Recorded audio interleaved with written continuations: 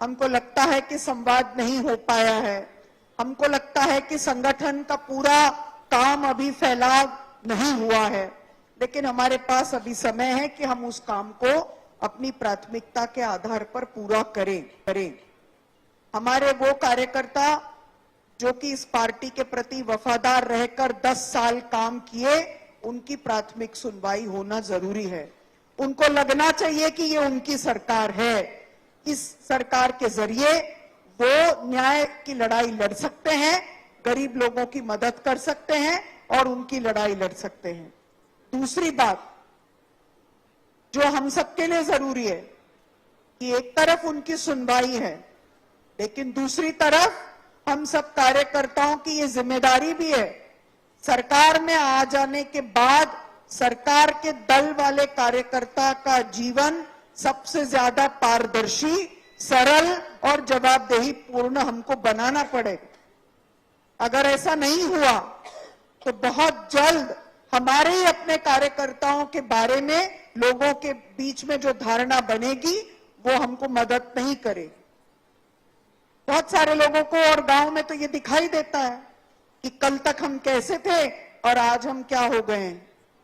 वो ध्यान रखना हम सबकी जिम्मेदारी है, केवल एक्टिंग के लिए नहीं, अभिनय के लिए नहीं, वास्तविक तौर पर हम उसको कितना कर पाते हैं। राहुल जी ने हम सबके साथ जातिगत जनगणना की बात की।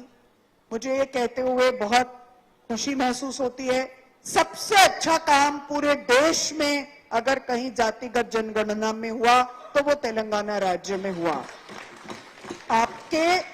आपके इस जातिगत जनगणना के बारे में पार्टी के कार्यकर्ताओं ने नहीं, जो सामाजिक चिंतक हैं, जो सोशल साइंटिस्ट हैं, वो ये बात कहते हैं कि ये बहुत अच्छी तरह से हुआ है। अब इस काम को आगे ले जाना जरूरी है दो तरह से। एक तो हमारे कार्यकर्ताओं को मालूम होना चाहिए कि हम क्या करने वाले हैं और कार्यकर्ता उस संदेश को लेकर गांव-गांव जा सके। दूसरी बात ये कि जो सामाजिक आर्थिक सर्वे में से निकल कर आया, उसने हमारे सरकार को एक एजेंडा तैयार करने का मौका दिया है, उसकी भी डिलीवरी हमको करनी है, जिसका जिक्र हमारे कैबिनेट के मंत्रियों ने यहां पर रखा, उन्होंने उसकी बात रखी। दूसरी बात जो हमारे सामने बहुत जरूरी है और इसको हम लिंक कर सकते हैं, ये जो जय बापू जय भीम जय संविधान कार्यक्रम दिया है, आपने उसमें कहा कि आजादी को जोड़ना चाहिए। कांग्रेस के अलावा आजादी की क्रांति की विरासत किसी भी और दल के पास नहीं। हमको वो उस काम को रिक्लेम करना चाहिए। हमसे ज्यादा इस देश की एकता अखंडता के लिए, इस देश की आजादी के लिए न तो पहले कोई लड़ा, न भविष्य में ही कोई लड़ेगा, लेकिन वो हमारे व्यवहार में भी आना है।